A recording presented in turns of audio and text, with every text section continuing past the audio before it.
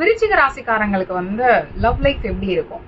அவங்க வந்து கேட்டாலே எனக்கும் காதலுக்கும் வந்து 7ஆம் பொருத்தவங்க அப்படின்ற மாதிரி சொல்லுவாங்க. அத்தனை காதல் ஏமாற்றங்களை வந்து பார்க்கக்கூடிய ராசி. நீ எல்லாம் உண்மையாவே பெரிய இரும்பு மனுஷன்பா அப்படின்ற மாதிரி விருச்சிக ராசி வந்து சொல்லிக்கலாம். ஸோ வந்து நிறைய காதல் ஏமாற்றம் அப்படின்னா அதுக்கு வந்து உதாரணமாவே இவங்க தான் இருப்பாங்க. ஆனா என்னன்னா இந்த ஒவ்வொரு காதல் ஏமாற்றமும் இவங்களுக்கு வந்து ஏதாவது ஒரு விஷயத்த வந்து சொல்லி கொடுத்துருப்போம்.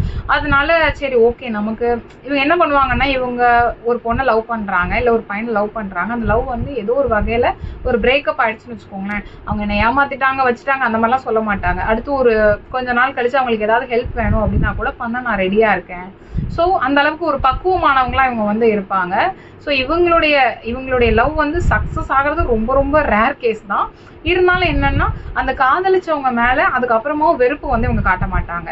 மனசுக்குள்ள சரி ஓகே அப்படின்ற மாதிரி இருக்கும். ஆனா பெருசா வந்து வெளியில வெறுப்புகளை வந்து காமிக்காத ஒரு நபரா, ஒரு உயர்ந்த உள்ளமா வந்து இந்த விருச்சிக ராசிக்காரங்க இருப்பாங்க.